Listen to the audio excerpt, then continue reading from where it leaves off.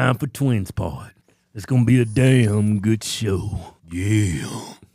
You're a youth pastor, right? I was for 6 years, and then, God kind of transitioned me, no pun intended, into full-time media in 2020, and something really big in my life where that wasn't easy to do. It was to walk away. I'm like, wow, I know God has me, preaching to the youth and really pouring into their lives and helping them and their families, and so when I made this shift, now it makes sense. Because God has given me. You can still do what you're doing as a media person.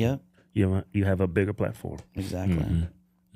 You can actually call yourself a great journalist. I guess investigative journalist. I just do what I do. Yeah, I don't know. I don't roll with titles or anything like that. I just do what I do. Yeah, I like how you do the man on the street. Your footage of Kyle Rittenhouse. The riots. You didn't spin it. You just filmed it. And you just expose people how they think. And you don't put your 2 cents in. You just let them do all the talking. It really exposes who they are. The leftist really is. Well, in 2020, that was important because they were telling us it was fiery but mostly peaceful, right? You had the whole mainstream media trying to tell us it wasn't happening. Right. And part of that was just my curiosity to go out there and be like, so what is really happening? You know what I mean? You got this black guy on CNN. It's fiery, but mostly, what a joke, dude. Literally, just hanging that dude out to dry. Yeah. So I would go, and I'm like, okay, yeah. That's why it went so viral. Right. Because it was something that was being exposed where the nation was being told it wasn't happening. Yeah. You being religious, do you believe in demonic possession? Oh, yeah. Yeah. Possession, oppression as well. Yeah, I've dealt with that in ministry. I've never been demon possessed, but we've dealt with kids. I got some crazy stories for sure, but that's actually how I became a Christian. I was dealing with a lot of demonic oppression. Stuff happening to me, obviously at night, but it really started to freak me out when it was happening in broad daylight. Not on drugs, not drunk, just manifestations, stuff jumping off the ceiling, pushing me into my bed, literally into my bed, I'm sunk in my bed and can't, not a sleep paralysis. I was wide awake and this stuff's falling off of the ceiling. But I remember I had a kid in our youth group, and he's super thugged out, super, Chicano kid, and he was maybe 13. He was a Crip. In Ontario, California. He's going places. Yeah, but he was pretty rough, dude. He was pretty rough, and I would always, talk to him whenever he'd be at church, and he'd always, be like this, just listening to me preach. Right. Yeah. And then when I would say something based every now and then, and he'd be like, you know what I mean? And it's just really rough kid, and I'll never forget it, dude. Because I would talk about demon possession, biblically, to the youth group, and one morning he DM'd me on social media. He's like, I need to talk to you. I need to talk to you now, dude. And I'm like, well, yeah, I'll see you at church, right? And, we're talking at church. He's freaking out. Came to church early, was there before anybody. And I'm having a conversation. I'm like, what's going on? He's like, everything you said was true. He's like, I'm not on drugs. I'm not high, nothing.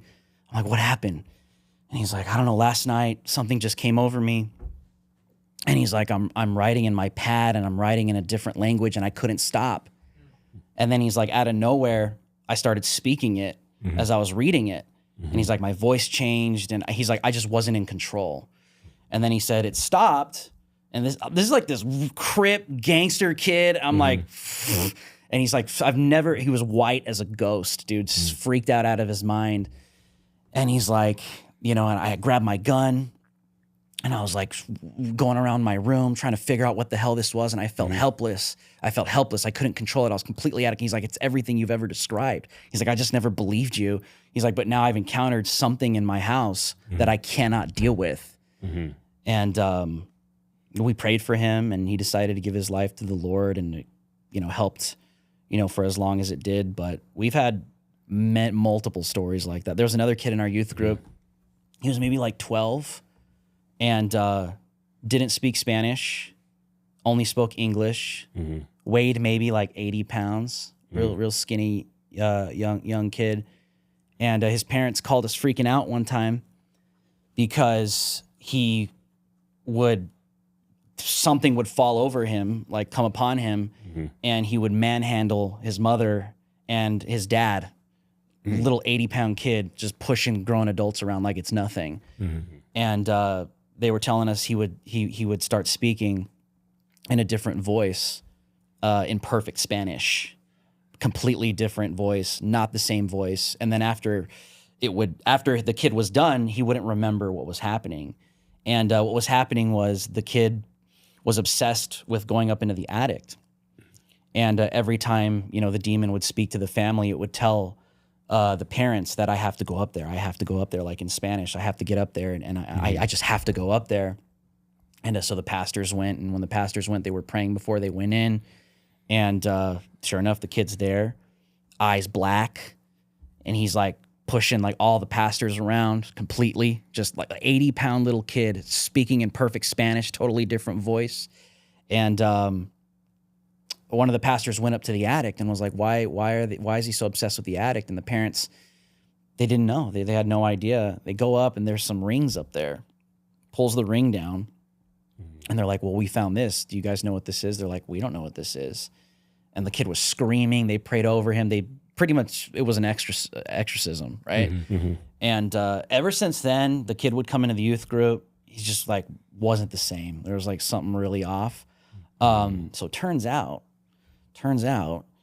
that the house that they bought and they were living in was actually a human sex trafficking hub of women and children in that whole house. And it had a whole criminal history, and the family found out, but that kid, ever since then, I mean, he was kind of never the same ever again, but he didn't have those problems. But we've had some instances where really unexplainable things are happening, and people not on drugs, not drinking, sober. That's what freaks people out, right? Is when they end up in a situation like that, and they're not high. Yeah. I'll probably take off running. So you ain't never seen nobody crawling up walls and shit and nothing like that, right? Not like that. I mean, I've come into even reporting. I think you have a clip. I've come across people. Yeah, I saw that clip. That are like I didn't see it. Real fidgety. Yeah. Voices changing.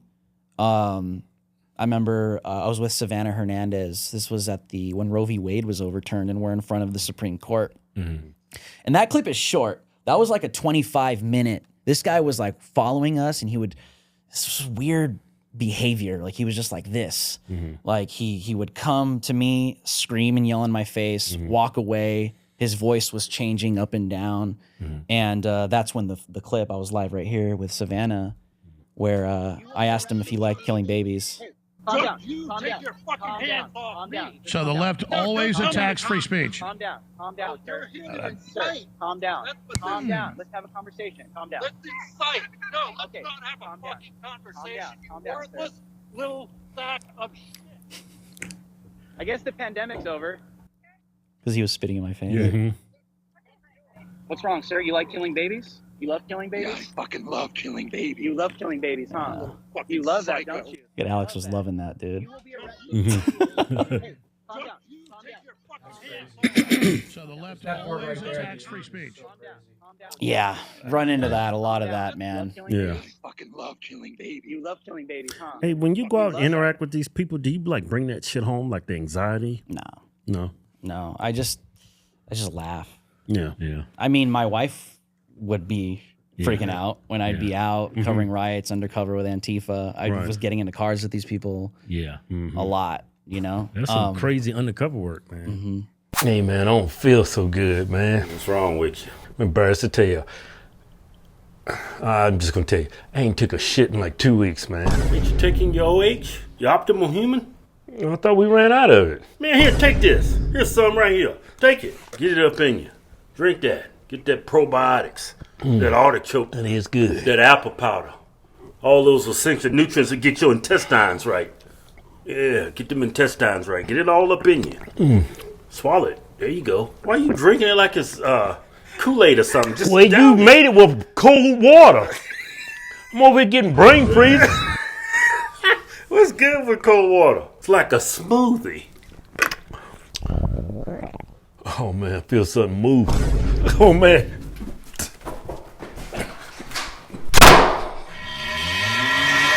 go to optimalhuman.com/Hawk Twins and now try Optimal Human for free today.